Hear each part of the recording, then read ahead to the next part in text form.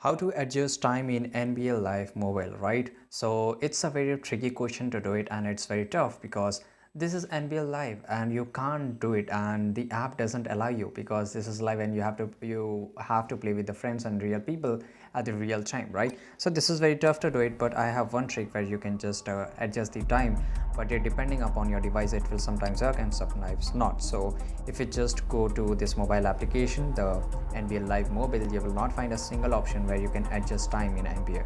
I'm sure I have spent around 1 hour in this mobile application to find that option, but sadly you will not able to find it. So what you have to do it, you have to just go to this setting of your phone. It doesn't matter it's iOS or iPhone, you have to just go to the setting.